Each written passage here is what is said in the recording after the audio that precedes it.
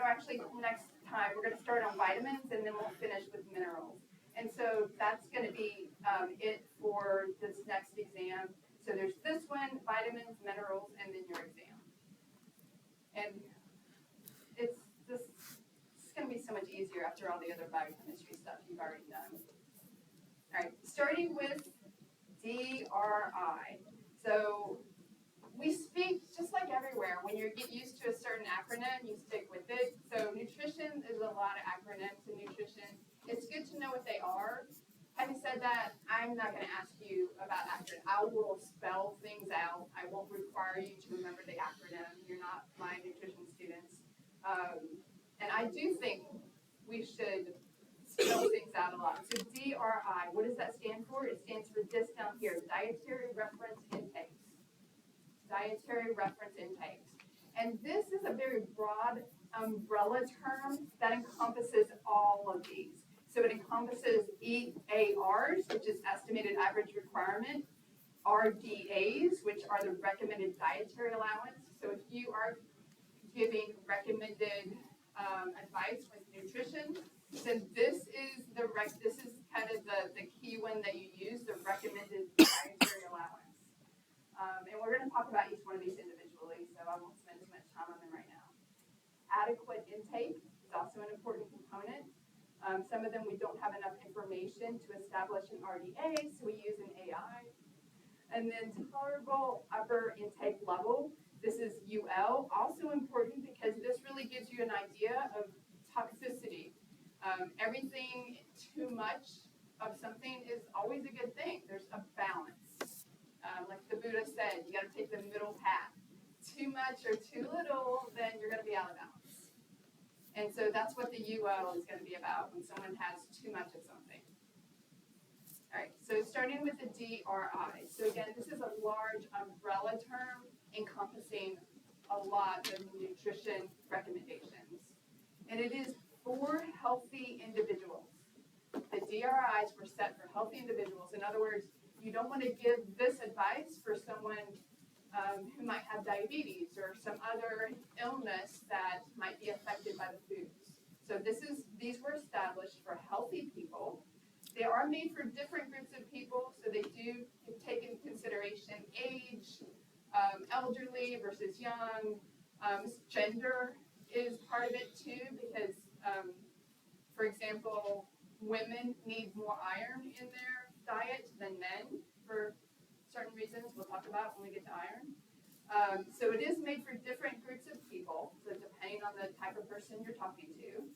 It is an average, not for a single day, so these recommendations aren't, you have to get them every day. It's something that, generally speaking, you should get vitamin C a few times during the week. Do you need to get vitamin C every day? Not necessarily. So it is just based on an average. It's a recommendation, not a requirement. There's no nutrition police out there. The values are set by experts in the field. For example, my advisor in graduate school, she's one of the people that set the vitamin E requirement because she's a world-renowned vitamin E expert. And it is adopted by the Food and Nutrition Board. So that's who adopts it. And this is the governing body when it comes to these recommendations. And these are, federal government has established these. And they have pulled from people, experts in the field. But honestly, after getting my nutrition degree, I take a lot of these recommendations with a grain of salt. I really want to listen to the person that's in front of me. So don't be like a lot of the graduate nutrition students where they're just regurgitating these recommendations. If you have a good understanding of biochemistry, if you have a good understanding of this human machine, you might start to notice how sometimes these recommendations are less based on this health of the human machine and sometimes based on lobbyists in Washington. So just putting that out there. We do have to learn the recommendations, but don't always have to follow them to the T, depending on who you're talking to. But these are the recommendations. set by the government based on experts in the field. All right, DRS. So again, umbrella term. It's an umbrella term that considers all of these things. And we're going to talk about each one of these individually. Some of them I already mentioned. But the DRIs is a term used to encompass the specific amounts of each nutrient needed to be consumed to maintain health. So these are based on research studies looking at healthy people versus unhealthy people and trying to establish what makes these people healthy and these people unhealthy. How much vitamin C did these people get versus these people? How much vitamin E? How much iron? So all of this was taken into consideration. Research was done. So these aren't baseless. Don't take that away from what I've said earlier. These are based on research. So still something that I consider when I'm talking to someone considering their health. So the dietary reference intakes, again, are based on, well, I'm going to talk about them here, and then we'll talk about them individually. So you'll hear it again. Repetition is key. So starting with the RDA, well, I'm going to start with the EAR. Estimated average requirement is the EAR here. And this is going to meet the adequacy of some individuals. So a few individuals will actually have an adequate diet if they just follow the estimated average recommendation or requirement. So the estimated average requirement, EAR, this is kind of the bare minimum. And some people will be healthy with the bare minimum. However, not everyone. So this is enough to meet maybe 50% of people following these recommendations. About 50% will be adequate if they just take the EAR, the estimated average requirement. However, if we take this EAR and we multiply the standard deviation of it by 1.2, you don't have to do the math, we come up with the RDA. So the RDA is really for everyone. It means adequacy for 97 to 98% of the population. If you follow these recommendations, then 97 to 98% of the population will be adequate in those particular nutrients. So that's going to meet most people's needs. AI is next. AI stands for adequate intake. AI was set for individuals or for nutrients that we don't have enough research on. So we don't have enough research to have set the EAR or the RDA. And so we're kind of stuck with the adequate intake or AI. And this is based on research. So if we don't know a lot of research, the best example I have is vitamin K, because that was part of my graduate dissertation research. Vitamin K is actually made by your gut bacteria. And so we can actually absorb that vitamin K, which means how much do we really need from the diet? It's unclear. And that's why we only have an AI for vitamin K. For vitamin E, we have an RDA because we have more research on vitamin E. So we've actually set the recommended dietary allowance. But vitamin K, we don't have enough research, and so we just have an AI. And there's some others like that as well. UL is this last one here. So if you notice, it's all the way up here. This UL is, I call it the upper limit. Technically, it's called the upper tolerable intake level. So this UL, I call it the upper limit because to me, in my mind, that makes more sense. It is how much you can take without having any, or it's still a high amount, but it's supposedly how much you can take without having adverse effects. I use vitamin E as an example here. It's upwards of 800 milligrams, and don't have to memorize the number. But vitamin E is set for 800 milligrams. If you take more than that on a daily basis, there may be severe consequences like bleeding out hemorrhaging, because vitamin E is kind of a natural anticoagulant, and so if you take excessive amounts, then that can cause you to bleed out or hemorrhage. And that's why the UL was set for vitamin E. You don't want to take more than that. Having said that, there are some people who, if they'll just take 200 milligrams of vitamin E, they have risk of hemorrhage. And I should say chronically. You can't just take 100 or 1,000 milligrams of vitamin E and bleed out. That doesn't happen. But if you were to take 1,000 milligrams of vitamin E chronically for a year or two, then you'll probably have increased risk of hemorrhagic stroke. So that's why the ULs were set, because we found that if you take upwards of this amount, it might have some kind of health consequence or severe consequence. So some vitamins have UL. Not all of them do. For example, folate. We don't really have consistent research on excessive intakes of folate and what might happen if someone does that. So some vitamins, some minerals do not have a UL.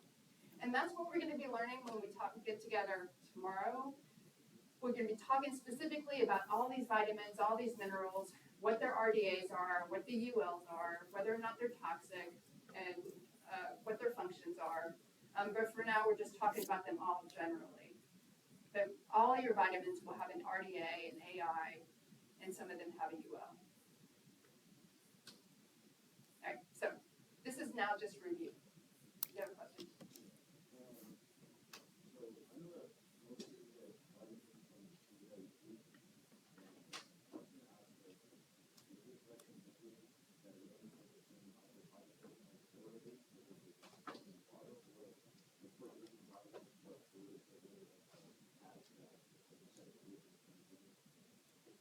So I recommend getting all my nutrients from food.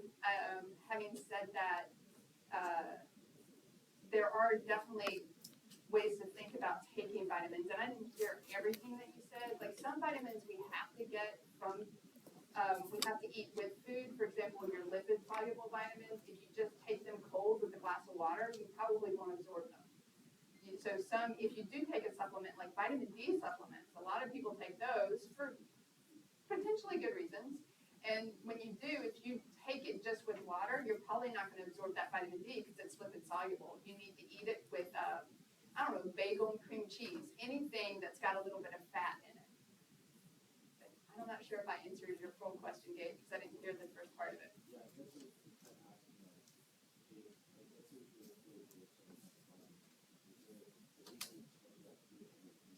Oh, no. So I should also mention that these ULs were based on supplement intakes. You can't really get toxic levels by eating food. There are exceptions. For example, Brazil nuts have a lot of selenium. And you can, if you just ate a lot of Brazil nuts, there's some point where it could become toxic. But again, with food, generally speaking, 99.9% of the time, it's really hard to reach toxic levels from foods. It's coming from the fact that we have supplements for everything now. And so supplemental intake, chronically or acute, could potentially have side effects. Yeah. So we would take vitamin C, vitamin E, excess vitamin C excreted. Well, if we're talking about vitamin C, then yeah, pretty much you're just going to excrete it. Too much, because vitamin C is one of those that doesn't really have a UL. It does have a UL because it causes gastrointestinal distress. You might have diarrhea or something. But vitamin C, I'm going to talk about these individually when I get to the vitamins, because I might spend too much time on it right now. Because I want to tell a little story about that. But you can take apparently excessive amount of vitamin C, but I would say don't worry about the food. Always don't look at the supplements though, because supplements, sometimes they'll have like 800% over the RDA or 1,000% over the RDA, which means it's like 100 times the recommended intake. And that's when you want to be careful. But if it's just a little bit above the RDA, I wouldn't see it as a problem. Even if you take it with orange or whatever it is. Yeah. So another question I have is, if we know this, then how come we recommend for people to take supplements instead of eating a certain type of food for that vitamin? Are you talking about me or my colleague peers? What they recommend, yeah, your peers or So I would say if someone is out of balance, you might be able to get them quicker into balance by giving them a supplement versus food. But I would say that I am one of those that will take a little bit more time to give them that food and get them into balance that way rather than, because whenever you give anything in larger quantities, it's very likely something else might be thrown off balance, which you might not even be able to see. So I'm definitely one of those that just tries to bring people to balance with food, with actual components. And I'm getting really far off of this, but that's just the short answer to that. All right, so the EAR is the estimated average requirement. And this is really all you need to know. It's the nutrient intake needed to meet about 50% of most people. 50% of people will be adequate if they just meet the EAR. However, it is inadequate for some people. And so that's why they took the EAR and they established something that would meet closer to 100%. So that's when they made the RDA. The RDA, so its acronym stands for Recommended Dietary Allowance. I would ask my nutrition students if it meant dietary versus daily. A lot of them thought it meant daily. It is not daily, it is dietary, meaning you don't have to get this amount of nutrients in every day. Again, it's based on an average, not daily requirement.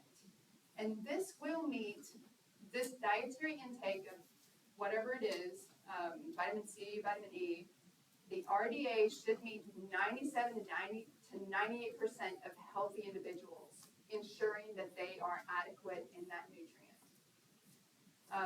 And how it was established, you don't have to memorize this, but they took the ERA, the estimated average requirement, and they multiplied it by 1.2 or just 2 standard deviations, and that's how they came up with the RDA. So the RDA was based on the EAR, trying to meet more than just 50%, so trying to meet closer to 100% of people. And so that's why when you're working with clients, working with people, the RDA is usually where you start with. Are they meeting that RDA?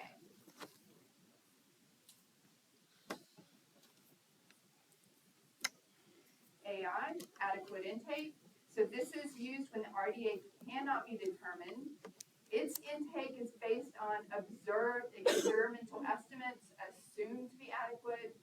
Again, it's just essentially we don't have enough research like with vitamin K. Our gut bacteria make it, so how much do we need from the diet? It's unclear. And so some of your vitamins as well as your minerals only have an AI. We don't have an RDA because we really just don't know. And then UL, again, I call this the upper limit. The technical name is tolerable upper intake levels. But this is the max level you should intake. And we believe if you take less than the UL, then it will avoid any adverse effects. But if you take higher than the UL, there may be severe adverse effects if you take it chronically. Again, just taking a whopping dose of vitamin E doesn't usually have a problem, but if you keep taking vitamin E high levels above the UL for weeks to years, then you may have increased bleeding time, potential for hemorrhagic stroke, various things related to excessive intake. So again, it applies to chronic daily use, not typically just one big intake. There are some vitamins that can be really toxic if you just take one big dose of it. Well, all of them can be, anything can be toxic if you take really, huge quantities of something. But generally speaking, most vitamins, minerals, it's related to just chronic high intakes that are problematic. And these are set for your protection. Not all nutrients have a UL. For example, folate and vitamin C have a UL, but they weren't based on major toxicities. We'll talk about them when we get to them. I think it's B12 doesn't have a UL at all. So some of them don't have one just because we haven't seen any adverse effects with them. And And we'll talk about which ones have one and which ones don't and why when we get to the individual vitamins. So here's just a big snapshot of some of them. So here's vitamin K. It has an AI, but that's all we know. So it doesn't have an upper limit. Vitamin E is right beside it. It's got an EIR, an RDA, and a UL. So we'll talk about all of these individually when we get to them tomorrow and next week. And yeah, next week. All right, so I'm going to give you 30 seconds to work through this. It shouldn't be hard. This is general definitions. You get this and you'll understand, you've understood what we just did.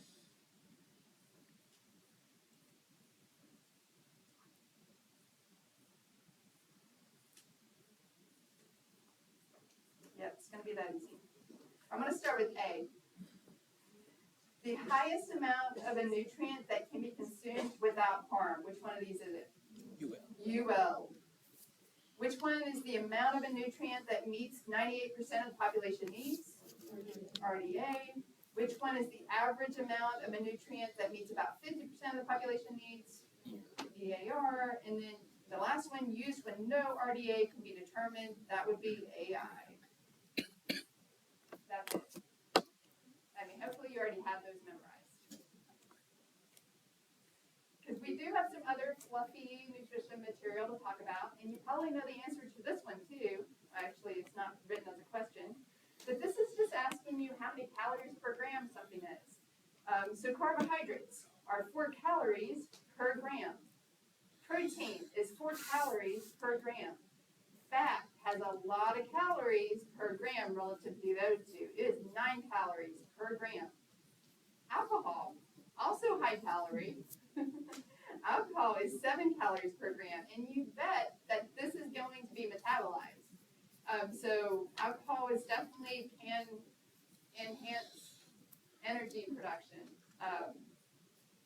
And something I do want to mention, I have it in my slides somewhere, is kcal per gram. So kcal is kilocalorie. I tend to, in nutrition, we just call it kcals. But kcal is the same thing as calorie. We just use, in nutrition science, we use kcal, kilocalories instead of calories. But whenever you see, so a box of cereal or yogurt, whatever it is, has 120 calories in it, you could just as easily say it has 120 kilocalories in it. So just keep in mind, when you see kcal or calorie, I mean it the same way. They're both the same thing. They mean the same thing. 100 calories is 100 kilocalories. We just, actually I have no idea why we do that. I never looked it up why we call it kcals in nutrition science, but calorie in the general population. But you'll see my slides have it written both ways, calories and kcals. They're the same thing. So here it's written out. And by the way, also, this is how I abbreviate carbs. And I have changed my slides, but some of them are still here, clearly. The CHO just stands for carbohydrate. And carbohydrates are 4 calories per gram, protein are 4 calories per gram, and fat is 9 calories per gram, and alcohol is 7 calories per gram. Dr. Farley. Yeah. Is that something you did? Your CHO, is that you doing that, or is that someone? Me. Okay. Yeah. CHO was my old abbreviation because that's how my teachers taught it, and so you just kind of take on what they do. But here, CHO is not. You guys don't know that, so I've been trying to change my slides, but I haven't changed all of them because some of them are still slipping by. But just know that CHO stands for carbohydrate. If you see it again. All right, here we're getting into something that you might need a little more assistance with. It's a little less fluffy, not hard, but a little less fluffy, and that's measuring metabolism. So what is metabolism, by the way? It's like, I remember, if you have a fast metabolism, slow metabolism, what does that mean? A fast metabolism means that you burn calories really fast. It means that you need to eat more food than someone who burns calories more slowly. My mom was one of those who was a really fast calorie burner. She could burn more calories standing against a wall than someone else running 3 miles. It's funny because she turned 50 and it went all in the opposite direction. Like she cannot burn calories to save her life. So, but she also doesn't like to exercise. She didn't like to sweat. So it worked out for her in the beginning, but no longer does it work out for her. You gotta exercise if you want to maintain your high metabolism. You gotta exercise because the older you get, your metabolism will slow down. But that's what we're talking about here. We're talking about measuring metabolism. We're measuring how many calories you can burn. If you have a fast metabolism or slow metabolism. And we can measure metabolism. It's called calorimetry. So calorimetry is the measuring of metabolism, how many calories you're burning. And we can do it directly or indirectly. And by the way, 99.999% of the time, we are doing it the indirect method. So I'm going to put indirect. That's how we typically do it. But I'm going to tell you how we do it directly if we wanted to try to do that. There's not very many rooms available in the United States to do that in, because essentially what you need is an enclosed room. No air can pass through this room. You put an individual in that room, and you measure everything. You measure the carbon dioxide. You measure the oxygen. You measure how much heat that person is producing. If you can measure all of that accurately, that is direct calorimetry. But how often do you have a room that's so enclosed like that and gives you the ability to measure the gas exchange and heat production? I think NIH in Washington, D.C. has a few of those rooms. There might be some other elite colleges that have them. But generally speaking, we don't really have rooms available for that. So we are measuring it 99.99% of the time using indirect calorimetry. And essentially, we're mostly measuring oxygen consumption and carbon dioxide that's exhaled. And based on that ratio of carbon dioxide to oxygen, we can estimate calorimetry. So we can estimate how many calories someone is burning. And this is what we can measure carbon dioxide. Oh, H2, that should be H2O. I don't know why that's HO2. But yeah, so we're essentially just measuring how many calories. So we can measure carbon dioxide, oxygen, water, heat, measure all that, we can get a direct estimate of calorimetry. But indirect, again, is what we typically use. And so then the way we do that was measure carbon dioxide and oxygen. Oh, here it is, this mask. This is indirect calorimetry, what she's doing right here. So it actually says indirect calorimetry. And what we're measuring here is how much carbon dioxide and oxygen she's taking in and breathing out. And when you do that, you can estimate how many calories someone's burning pretty accurately, actually. So this is measured via the mouth, indirect calorimetry. It is based on substrate utilization. So essentially, it gives you this RER. So I'm going to write it in blue because red is loud. RER is the respiratory exchange ratio. RER is the respiratory exchange ratio, and it is measuring the volume of carbon dioxide to the volume of oxygen. It's right here. The volume of carbon dioxide to the volume of oxygen. And that will give you an estimate, because remember what oxygen and carbon dioxide are used for. Oxygen, you breathe that in to make ATP, and when you make ATP from that, using that oxygen, with the help of that oxygen, you create a byproduct, which is carbon dioxide. So just by measuring the ratio of carbon dioxide and oxygen gives you an idea of what, how many calories someone is burning. And when we do this, with that estimate, we can also determine what substrate they're actually burning. By substrate, I mean whether they're burning sugar, carbohydrates, whether they're burning fat, or whether they're burning protein to do that. And that is going to be the respiratory quotient. And honestly, some people put a lot of value on the respiratory quotient. And you probably will get a lot of clients well, depending on the clientele that you have at your clinic, you might have some clients, if they're trying to lose weight, if they're optimizing their sports performance, whatever that might be, then they might be really interested in the respiratory quotient. And so this is something that you guys need to know, and I have it on the next slide. So here's the substrate, and this is the respiratory quotient. So again, remember, it is, do I have it there? Yeah. So it is the volume of carbon dioxide produced to the volume of oxygen consumed.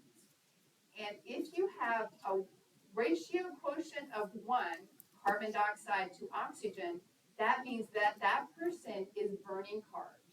So if you're sprinting, you're going to have a respiratory quotient of 1, because I guarantee you're going to be using carbohydrates because they are going to create ATP fast. If you have a respiratory quotient of 0.8, that means again carbon dioxide's on the numerator and oxygen's on the denominator here. 8.4 tells you you are mostly burning protein.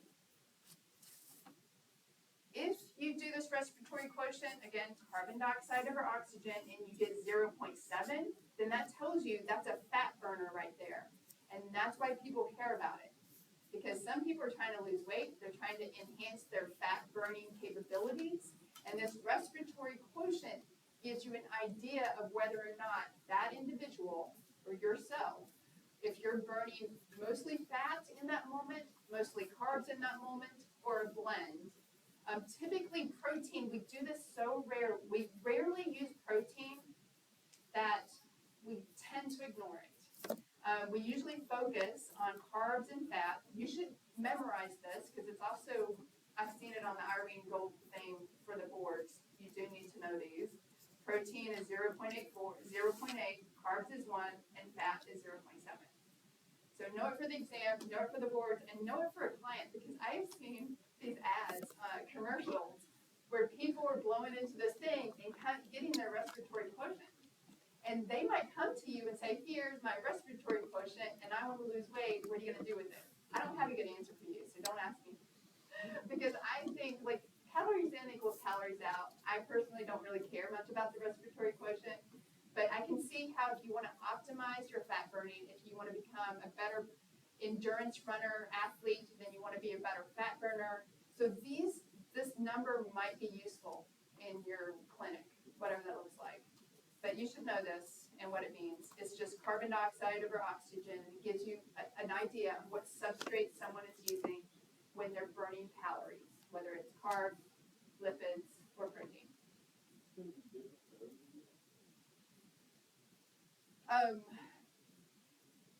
Well, I mean, meaning everyone will have, so if I run a sprint right now and you and I run a sprint, not going to do that, but if we were, and we would take the respiratory quotient, you and I would both have a respiratory quotient of 1 because we would be using carbohydrates in that sprint. So yeah, I guess to answer your question, no, it won't differ. And here's the calculation. You guys won't be doing any calculations on my exam or the boards. But again, I do want you to know it's based on the volume of carbon dioxide over the volume of oxygen. And it can give you an idea of what substrate someone's burning, whether that substrate is carbs or whether that substrate is fat. Again, protein is in most studies, protein oxidation, you mean burning protein for fuel, is so small we usually ignore it. Yeah. The respiratory quotient, is that ever, those numbers ever fluctuate, like plus or minus 1, or is it always 1, 0.84? Well, if you have, for example, 0.9, and again, if we assume that someone's typically not burning protein, if someone has 0.9, that tells me that they're burning more carbs than they are fat, but they are burning some fat as well as carbs. So yeah, if you have 0.75, that tells me that they're not just burning fat, but they're mostly burning fat. Or if they have 0.8, instead of me assuming they must be burning protein in that moment, if someone has 0.8, I would say they're probably burning just in that moment, they're burning more fats than they are carbohydrates. I tend to ignore the protein entirely, as most nutrition scientists do, just because we just rarely burn protein for energy. It does happen in the starvation or fasting type diet, but generally, yeah, so that's where it can fluctuate. If someone has 0.7, that means they're burning mostly fat. If they have 1, they're burning mostly glucose. But if they have like 0.85 or 0.9, that means they're burning a mix of them. Yeah, that's a good question. I forgot to mention that. Yep.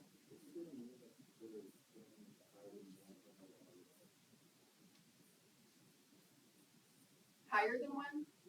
It shouldn't be higher than 1. Oh, there you are. It shouldn't be higher than 1. It won't be. I mean, because it's I mean, I don't know. I guess it shouldn't be. It means that something's wrong. They're hyperventilating. Yeah. Yeah, there's something going on if it's more than 1. Right. So moving away from the respiratory exchange quotient, and by the way, the respiratory exchange quotient is this. The respiratory quotient is the same thing as the respiratory exchange quotient, except it's just, so really they're the same thing. It's just we tend to use respiratory quotient. It's telling what's happening at the muscle, the level of the muscles, but we use it interchangeably. So the respiratory exchange ratio is the volume of carbon dioxide over the volume of oxygen, whereas the respiratory quotient is the actual number and what substrate you're using. So it is easy to confuse them because they're kind of the same thing. The respiratory quotient is the actual number versus the respiratory exchange ratio is the actual calculation. We can talk about that later if we need to. But just memorize these numbers. This is the respiratory exchange quotient for these guys. And do know how it's calculated. It's carbon dioxide over oxygen. All right, energy balance. Again, fluffy stuff, right? So energy balance, that's when your energy intake equals your energy expenditure. So you're not going to be losing weight or gaining weight. And that's the same thing really as energy equilibrium, when the calories consumed match the amount of energy expended. Let's talk about positive energy balance. So positive energy balance is when your energy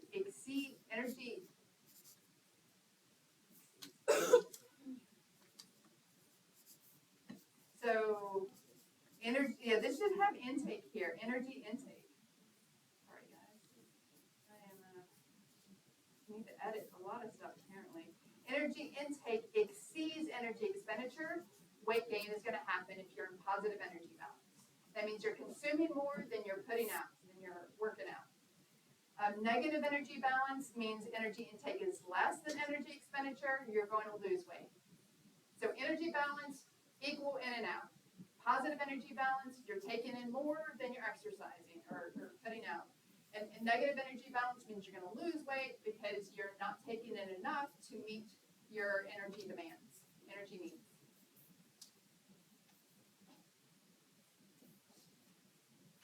Fluffy stuff. All right, so what goes into energy expenditure? So when we talk about calorimetry, burning calories, what do we burn calories for? So the first thing, the major thing we burn calories for is to maintain basal metabolism. This is also called resting energy expenditure. I'm going to try to write expenditure here. Expenditure. In other words, REE. REE. Resting energy expenditure is basal metabolism. It's when your metabolism is at rest. So this is just to maintain homeostasis. So for example, it's the energy you need to bring glucose back to normal. It's the energy you need to maintain a temperature of 37 degrees Celsius or 98.6 degrees Fahrenheit. It's the energy you need to maintain a pH balance of around 7.4. So it's just to maintain homeostasis. That's what resting energy expenditure is. That's basal metabolism. That's someone like my mom who has a really fast basal metabolism versus someone who has a slower metabolism. And that's just to maintain homeostasis. So that's the main thing. That's where most of your calories go. The rest of your calories go to physical activity, which is not required, but yeah, we do want to move. So physical activity is going to take some of that calories. And then the third one here is digestion of food. So it's do I have it written there? Yeah. So it's, I don't know why it's not here, but it's the thermic effect of food. So in other words, it takes calories to digest and absorb nutrients. Someone said this once, I don't know if it's true, I don't know if anyone's done the research, but someone said it takes more calories to eat an apple than you actually get from calories from the apple. That's not probably entirely true, but that's the way you should think. Like some foods are going to take more calories to break down and absorb those nutrients. A soda, for example, Coca-Cola, it takes barely any calories when you're drinking a soda to absorb those nutrients. But some foods are going to take more calories to absorb those nutrients. And that's what it's called TEF. It's in the next slide. Thermic effect of food. So it's the amount of calories you need just to digest and absorb the nutrients. And it's usually around 10% of your diet. So if you eat a 2,000 calorie diet, how much of that is going to be spent just to break down and absorb the nutrients from that food? 200 calories. So it's usually around 200 or 10% of your diet. And then there's thermogenesis. We're going to talk about that in a second. It's like fidgeting and shivering is thermogenesis. So some people lose some calories just from thermogenesis. But we're going to focus on these main three. So the first one's your resting metabolism.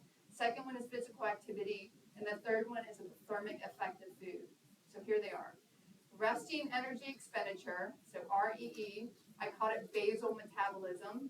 It's basal. It's just your homeostasis, just to maintain homeostasis. And it takes the majority of your calories every day. Upwards of 60%. Don't memorize numbers. I'm not going to ask you these numbers. But the majority of your calories is to maintain homeostasis, that resting energy expenditure. Some of it's physical activity. If you're an athlete or if you tend to exercise, then this number is going to be higher than 30%. It just depends on the individual. And then the last part here is thermic effect of food is right around 10% of your calories will be spent just to break down that food and absorb it. So that's your energy expenditure. Those are the three main sources or places where your energy is expended into. And the thermic effect of food, again, it's just the energy, the calories the body needs to digest and absorb, transport nutrients consumed by the diet. It's around 10% of the energy consumed. And I already asked this question, if you consume a 200 calorie diet, how many of those calories go towards TEF? It would be 200 calories, 10%.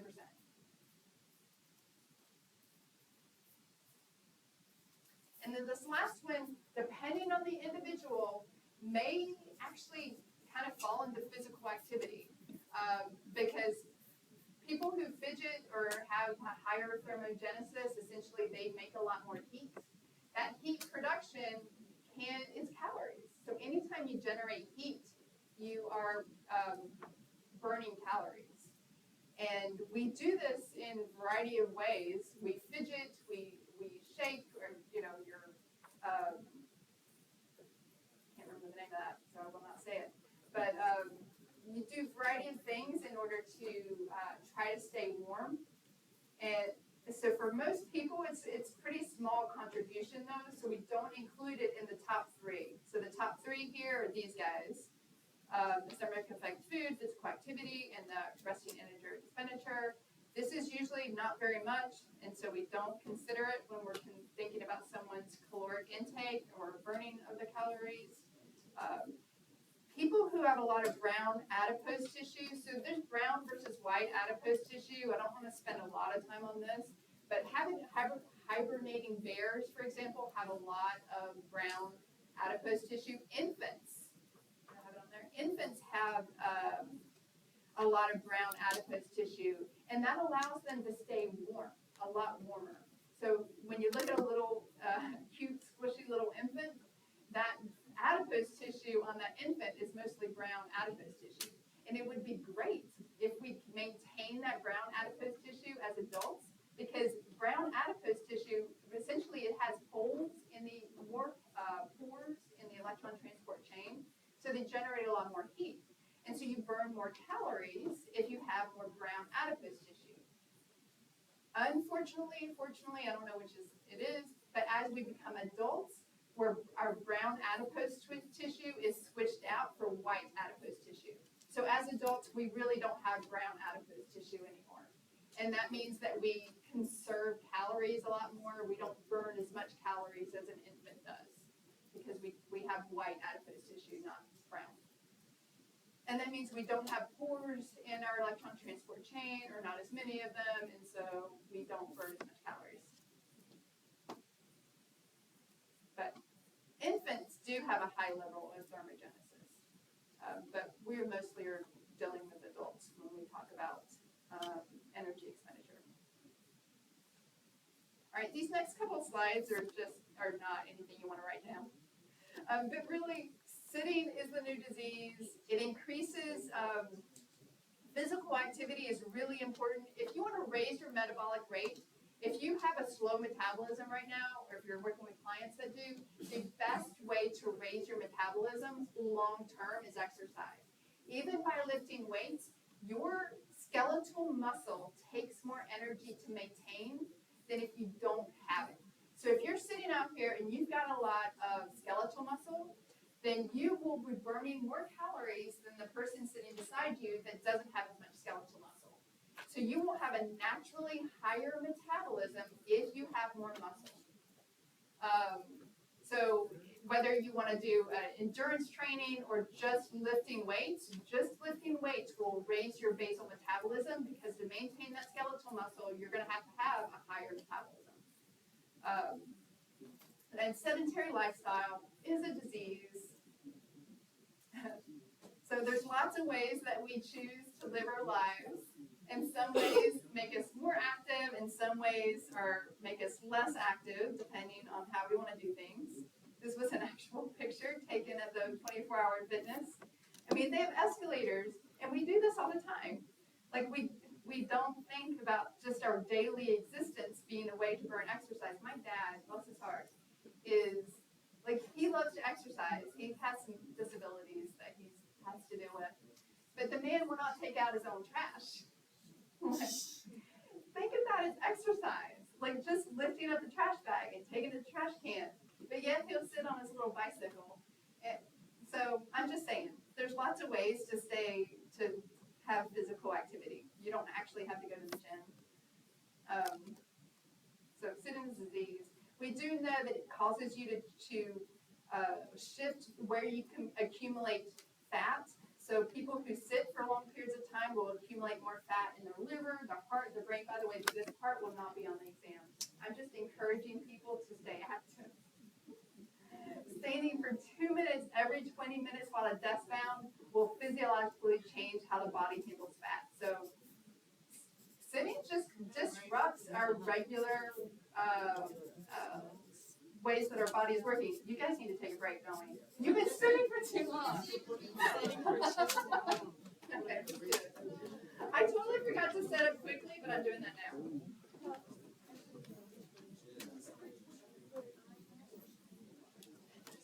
I know, I feel so bad for you guys, all the sitting that you have to do.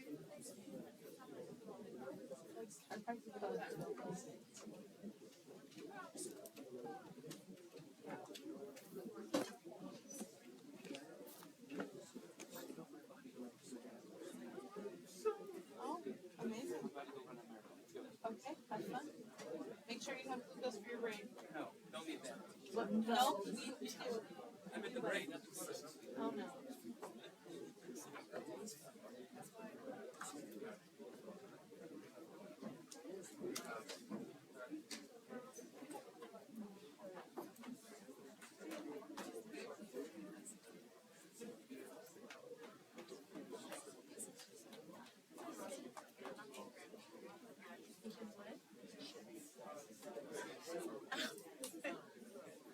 Alright, now let's try. You only get 10 minutes. You did not get 99. And then we could all go home. Jeez. Well, sounds something.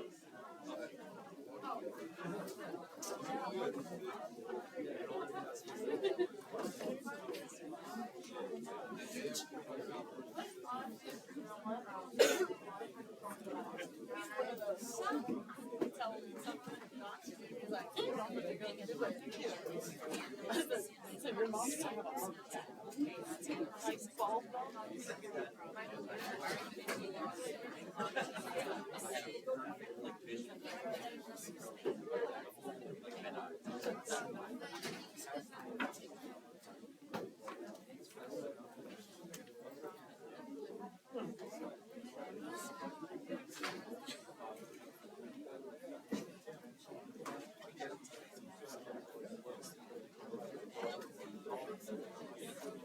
I know. I don't know what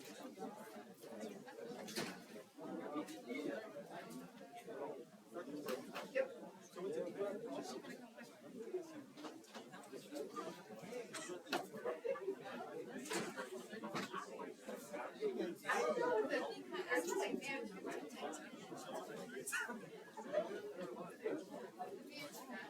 there's so many ways to set the upgrades. But yeah, Jenny,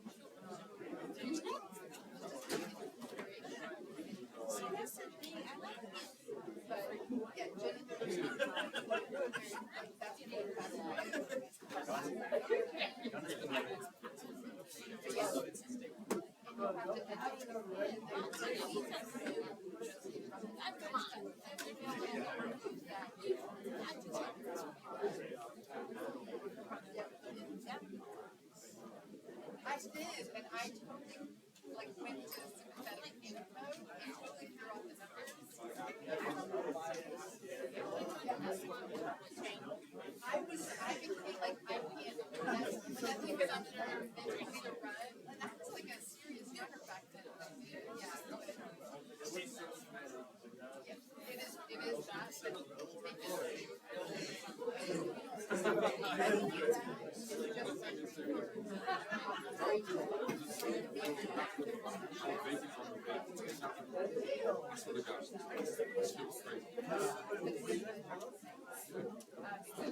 this way, you don't have to be running.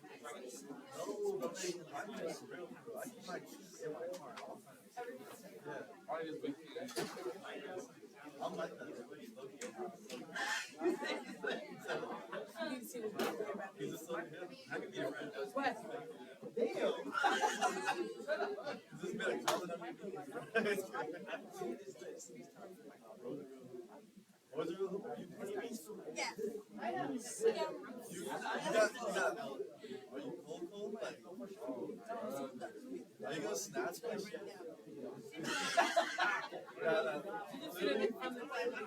Like, very few people snatch my shit. Like, every now and then there's that James Harden. That's why I think she be growing shit. Well, you put that chest on you do that? Yeah, that's good. Yeah.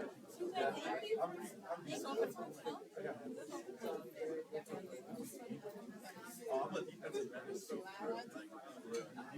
get down.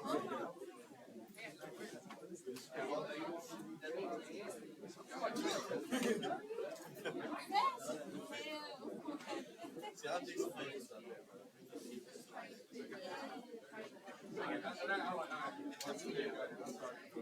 What do you guys play?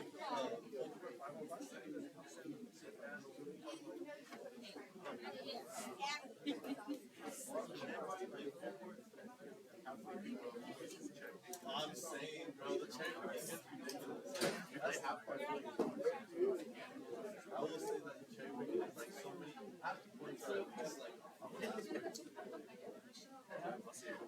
in the change. On defense, he's like this.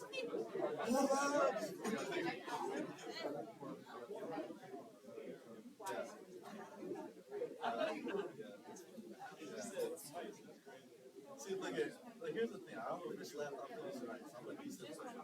You know, yeah. Bro, I got two shoes. I got my Kobe and I got my yeah, they're fresh. They're precious. No ball?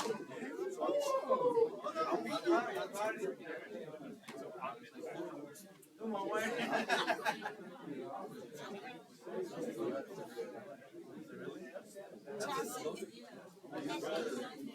It's really good. I have to check it out. I use the product. Guys, send me that. I smell it. It smells so good.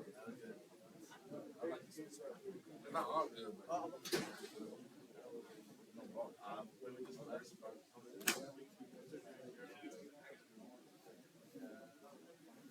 that's great.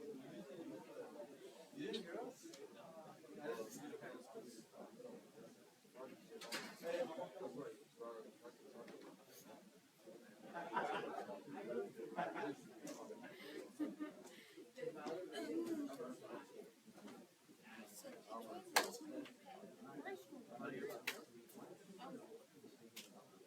I was actually really happy.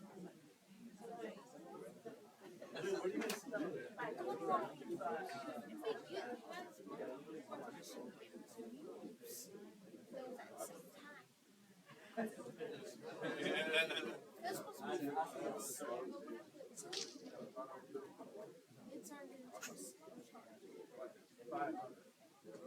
Yeah. So when you're I sent some already.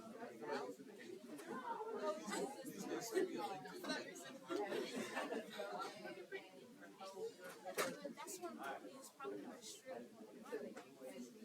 to run away from the and you will actually like that's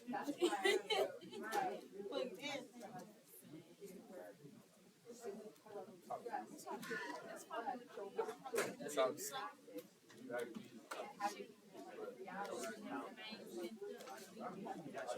I'll catch you later.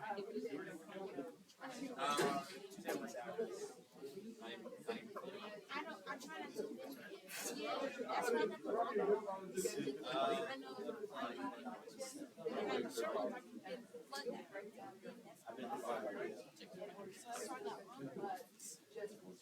So it doesn't mean no, it ain't.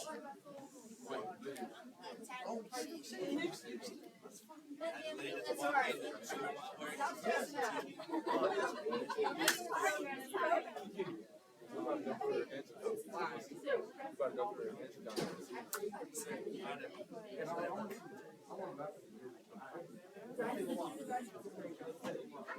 My doctor, well, my friend of mine was like, after graduate school, I finally graduated.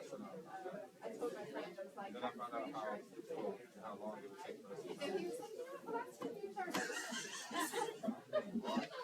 friend was like, well, this kind of true. Like, that's at least less quality of life anyway. But yeah, stress. Even a few years of stress. I did. Because that's what I had to do. But like, And I was like now I see that definitely fits your body.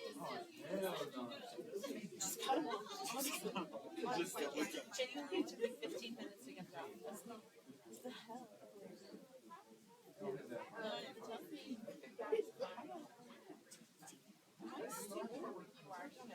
That's why I pushed meditation. I didn't want meditation after school. I didn't know how to fly. But honestly, it's not right.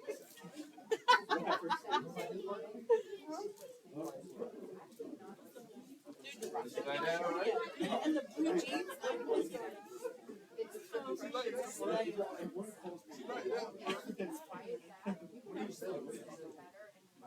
well, because Cole's just like, he's like, yeah, me and the law. More power to you. But yeah, you can find ways to separate yourself and actually just without stress. But it is. I mean, I kind of hate it, but Meditation works for me. Listening to things that you said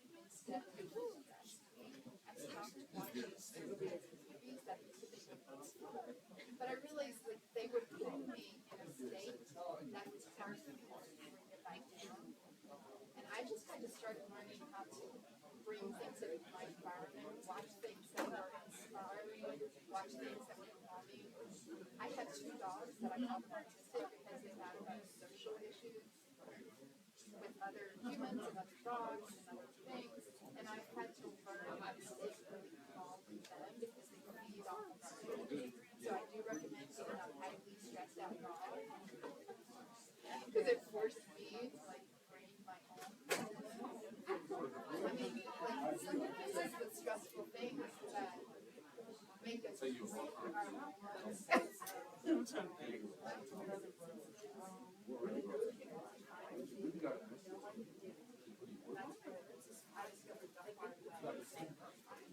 much as I try to find it out where it's from, it's so wrong. My eyes and find my own Okay. like yeah, but it's not and I'm not even really satisfied for long periods of time. Now I can do it. I can go out and get sleep.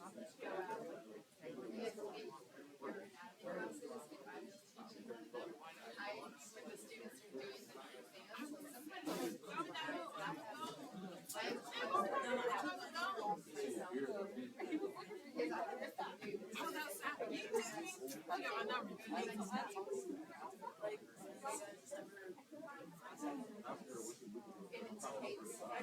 I'm not a,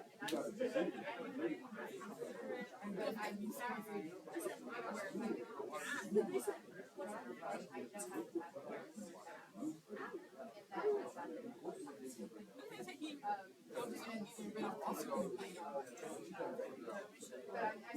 you, when someone's really stressful and stressed out, and you have to be there to help them, and that forces me to stay in my dog. That no matter what they might be going for, being and I had to learn how to really. Otherwise, I don't think I would have never lost my child to figure it out. I think I would have most people stay in that kind of comfort zone where they get stressed out, they don't get so stressed out that they actually I was that's how I feel right now, and then I got so and I started a job right after graduation.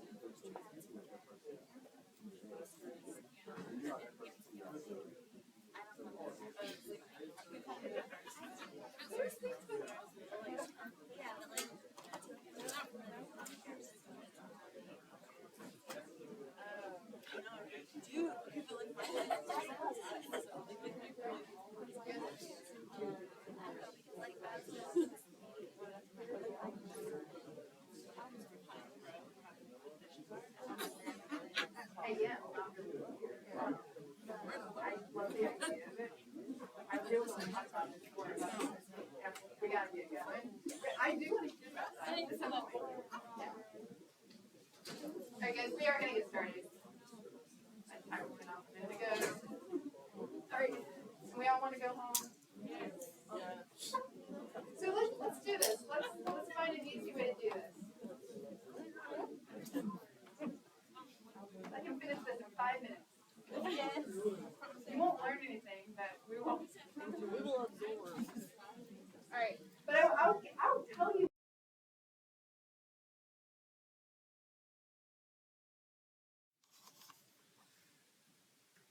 High fructose corn syrup, also by the way, is usually about 50% fructose and 50% sucrose, 50% glucose. And what is sucrose? 50% glucose and 50% fructose. So sucrose is actually just sometimes as bad. The only difference between sucrose and high fructose corn syrup is that sucrose has to be broken down in the body by the enzyme. What's the enzyme that breaks down sucrose? Sucrase. So there are differences, but I don't want you to worry about the differences. I would love to have a conversation about people if they want to talk about this more. But I'm just going to stick with the fact that you should have sugar in moderation. Don't do sugar in excess because it definitely it causes problems problems with the body. You store fat, you store a lot more fat, it throws off your glucose levels, and actually insulin in the brain is, insulin, when it's having to be pumped out all the time because you eat a lot of sugar, is gonna have physiological effects on the body and the nervous system. I really, all I keep saying here is sugar in moderation. Here's another one. High fructose corn syrup is not really just fructose. High fructose corn syrup is about 50% glucose and 50% fructose. It's not that different from sucrose. But we do tend to eat a lot of processed foods which have a lot then of fructose in it, which means it bypasses a lot of those regulatory pathways that glucose has. And by the way, back when they created it, it was supposed to be this really fun new product. Essentially, these scientists took corn. Corn is mostly glucose, and they used an isomerase enzyme and converted half of the glucose molecules to fructose. And they were so proud of themselves that they took this glucose syrup and made this fructose syrup. And so they called it high fructose corn syrup, not knowing that 20, 30 years later, it would have such a bad reputation. I want to say, again, if I were to take it down to the barest, like what you need to know, all sugar in excess is bad. High fructose corn syrup has a really bad reputation, but I say that it's not that much different from high fructose corn syrup, except that we tend to have more high fructose corn syrup in processed foods, and that's why high fructose corn syrup is worse than sucrose, because it just happens to be the one that we use in highly processed products. A friend, sorry, I won't keep going. I can't because you guys want to get out of here. So instead of sugar, eat high fiber whole foods instead. Fiber has a lot more important qualities that are beneficial to health, and these I do want you to know. Fiber.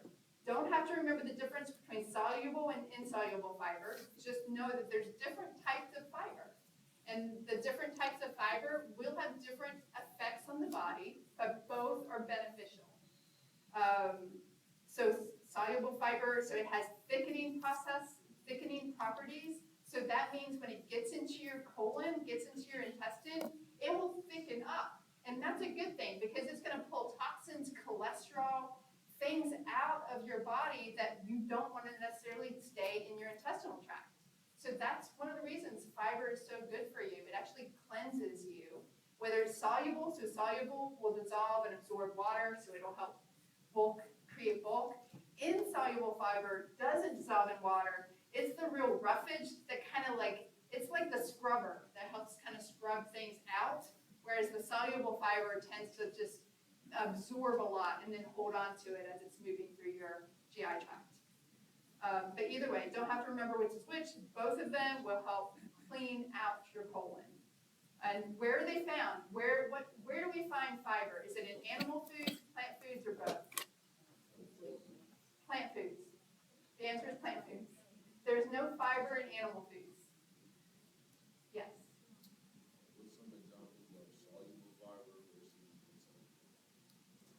And plant foods have both. So here's an apple here. So pectin is a soluble fiber found inside the apple. Cellulose is an insoluble fiber outside. So kale and celery have a lot of insoluble fiber. Whereas apples, I'm trying to think of another good example. Bananas, dates, these are going to have a lot of soluble fiber, but most plants have both of them. Kale is mostly just insoluble. Celery, mostly insoluble. But most of them have a balance of both, like an apple has both. And this is what I want you to remember that they do. So they speed up the intestinal transit, or slow it down, so I don't care if you remember that. But it will decrease risk of diverticulitis. I'll show you what that is in a second here if you don't know what that is.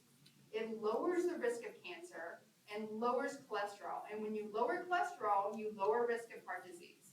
So the big takeaway, lower risk of diverticulitis, lower risk of colon cancer, lower risk of cholesterol and heart disease. And that's partly because it can help bind up toxins, bind up things, bind up cholesterol in your GI tract and help move it through into the feces, which is what you want. It'll also fill you up and make you feel full, so you don't tend to eat as much. Well, some people disagree with me when I say that. Some clients did. But fiber does tend to be bulky, and so it does tend to fill people up. Here's diverticulitis. So some people have these kind of polyps in their intestine, and this is somewhat normal. I don't want to say normal, but people have these diverticula pouches, these pouches. The pouches are called diverticula. So this is all diverticula. And the problem with diverticula is because it can get infected. If you have a waste product, think about it again, your piece of meat laying on your counter for a week. If you have something that gets stuck in one of these pouches, it's going to become inflamed. It's going to basically, be this wasting product that's inside of your gut, and that can get infected. So when it gets infected, it's called itis. So itis just means inflamed. It's diverticula that's inflamed. So that's why it's called diverticulitis. And fiber will help reduce risk because it helps clean the colon. So it helps pull out anything that might be in those pouches that might get stuck there. So fiber, again, is helping reduce risk of diverticulitis. So reduce risk of colon cancer, diverticulitis, cholesterol, and heart disease. So how much fiber do you need? Do not memorize these numbers. I don't care. But I do want you to know, and there are AIs for them because we don't know exactly how much fiber someone should need. But you do need fiber in your diet. Americans are not eating enough. But if you take too much fiber, high doses of fiber can result in this. If you've ever eaten, I did this once, I ate way too many blueberries. If you eat way too much fiber, it can result in diarrhea. The reason it results in diarrhea is because it'll pull water from your body into your intestinal tract, and that can give you diarrhea if you have too much fiber in your intestine. So I think I had a question on the exam asking students, like, what are some benefits of fiber, or what are the risk factors for fiber? And so this is the primary risk. If you do eat a lot of fiber, you will need more fluid because it does pull water from your body into the intestine when you do have fiber in your intestine. But it will increase risk of diarrhea, and you don't want that. And just a little thing, it will potentially bind up nutrients. So children and elderly will not need as much fiber, typically speaking. Or they can't handle as much fiber because it will bind up nutrients or cause issues with their digestive tract. So this isn't a recommendation across the board, but with your children and elderly, you might want to change the recommendations. But most adults on average need more fiber than we're getting. All right, high horse, done. So complex versus simple carbs. You want complex carbs in part because they have fiber, but also because of the glycemic index. Glycemic index refers to how quickly glucose is absorbed and spikes your blood. You don't want a quick spike in blood glucose. You want a slow increase in blood glucose and then a decrease in blood glucose. A spike in blood glucose means that you'll release too much insulin and then you'll crash. If you've ever had a sugar crash, you know what I'm talking about. You have this high, kind of like lots of energy, and then insulin comes out and you have this really extreme drop in glucose, and that will make you tired. And the glycemic index is even more important if someone has diabetes and are trying to control their blood glucose. So most healthy individuals, honestly, I ignore the glycemic index. I eat whatever I want. I'll eat a candy bar and I don't care about the crash at the end. But I do know that it will probably spike my blood glucose and it probably will crash a lot faster. So it is better to eat complex carbs for that reason, because glycemic index reflects the rate of digestion and absorption of a carbohydrate food. This is what I want you to know. A high glycemic index will raise blood sugar rapidly. So a high glycemic index foods will cause the spike in blood sugar versus a low glycemic index food will raise blood sugar slowly. And what's the difference? High glycemic index are highly processed. So sugary foods, white bread, they're gonna have a high glycemic index, raise your blood glucose fast. Coca-Cola, candy bars, anything that's not complex. If it's a simple sugary food, it will raise your blood glucose fast. Versus a low glycemic index food would be something like brown rice or yogurt. So brown rice has fiber. That's why it's going to raise blood glucose slowly. Yogurt does not have fiber. It has protein and fat. If a food has protein and fat in it, it will help that food have a low glycemic index. So even though there's sugar in this yogurt, usually, because there's enough fat and protein in it, it'll delay the emptying from your stomach, and so it won't spike the blood glucose. So do know the types of food that causes a high glycemic index, sugary foods, and the type of foods that cause a low glycemic index. And those are foods with fiber, foods with fat, and foods with protein will cause a low glycemic index. So, low glycemic index will raise your blood sugar slowly, versus a high glycemic index will make your blood sugar spike really fast, and then you usually have a dip here, which means it's the crash that happens because you release a lot of insulin. Any questions about glycemic index, what that is, what's a high or low blood glycemic index? Yeah. Any label that has added sugars I wouldn't automatically categorize it as high, but for example, cereal, pretty much all cereal just is going to tend to have a high glycemic index because they almost all have added sugar. But there are some that are better than others, like Fruit Loops is going to be way higher glycemic index than something like grape nuts, even though they both have. So I wouldn't count it out, but I would definitely look at how much sugar is added to it. And I intend to avoid too much of that. But it won't necessarily mean it's definitely a high glycemic index because it might still have a lot of fiber, it might still have a lot of protein in it, and that will make it a low glycemic index food even if it does have added sugar. Like yogurt tends to be added sugar, but it's still a low glycemic index. Yeah.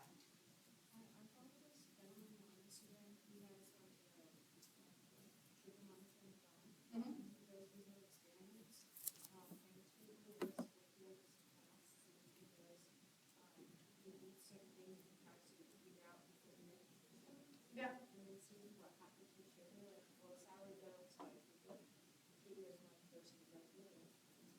Anyway, like she's talking about someone who treats himself kind of like a guinea pig, and he tries different foods, and he has like one of those things that can measure your blood sugar in like real time. I think that's cool. I think that everyone is kind of individual, and I will also so there is a general rule of thumb for high or low glycemic index, but it would be interesting to see lots of people doing that experiment because then we'd get a better idea of how it's affecting all types of people because we're all a little different. So, but I think that's fun.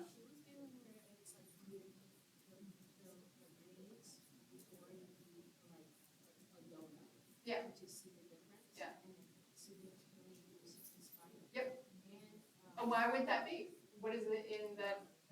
Yeah, the fiber will do that. So even if you can eat pure sugar, but if you're eating like kale with that, then that's going to change it. Yeah. Did you? Yeah, I have a question. So earlier you said fiber is going to reduce. Basically, this is happening in the next ways of living what's responsible for you. What was the reason for that? With what?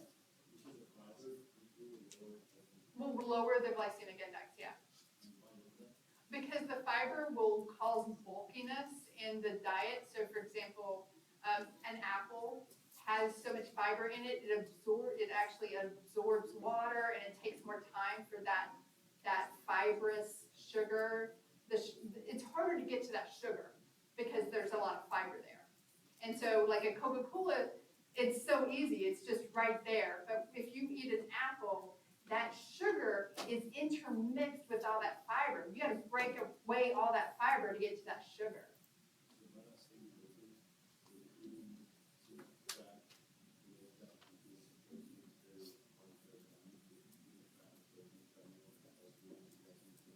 Yes, so why does the brown rice do it? It's because of fiber. Why does yogurt? Yogurt is low glycemic index because of protein and fat. It's yeah. Protein, fat, and fiber, all three of these will lower the glycemic index. So, and white bread doesn't have any of those. It doesn't have fiber, white bread does not have fat, white bread does not have protein. And that's why white bread is usually the main tool that we use to measure glycemic index. It's kind of like the control food. Because it's going to make things spike. White bread it's like candy.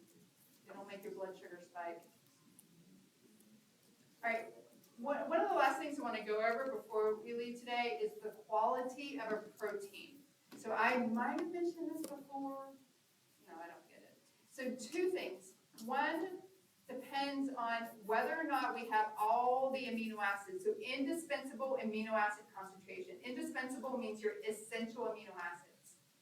Does that protein source have all your essential amino acids? If it does, it's a higher quality protein than a protein source that doesn't have all of them. And then second is digestibility. Can we digest that protein source pretty well? You might have all the essential amino acids in like a piece of leather, but if you try to chew on that leather and digest it, you're not going to get that protein out of it. So that's why you have to think about two things when you think about a quality of a protein, whether it has all the essential amino acids and also how digestible that protein source is. So these are the essential amino acids, all 9 of them. I haven't yet had students memorize them. I just don't care about you memorizing them. But I do want you to know what an essential amino acid is. It means that your body can't make it, you've got to get in the diet. So again, I don't make you memorize these. Memorize them if you want to. I just look them up when I need them. But you should know that 9 are essential, 11 are non-essential. So that makes 20 total. 9 are essential, 11 are non-essential. And just keep in mind that some can be semi-essential or conditionally essential. So if you are traumatized in the hospital, then sometimes some of them can be conditionally essential, meaning we can't make enough of them. Everyone's checking out, so I will end it here just because you guys are checking out. Complete protein. So what is a complete protein? Means it contains all essential amino acids. What is complete protein? The best complete protein, the one that we tend to use as nutritionists as a good complete protein, is an egg. Eggs contain all essential amino acids, including all the non-essential. It is a really good complete protein source. Plants, no plants are except one, and that is soy. The rest of the plants are incomplete proteins. So that's why animal foods actually are more complete, plant foods are incomplete, but if you're a vegetarian, tell me this. What are 2 foods you can put together to make a complete protein if you're only eating plants? Rice and beans will make a complete protein. All right, I am stopping there because everyone's like, it's one of those days.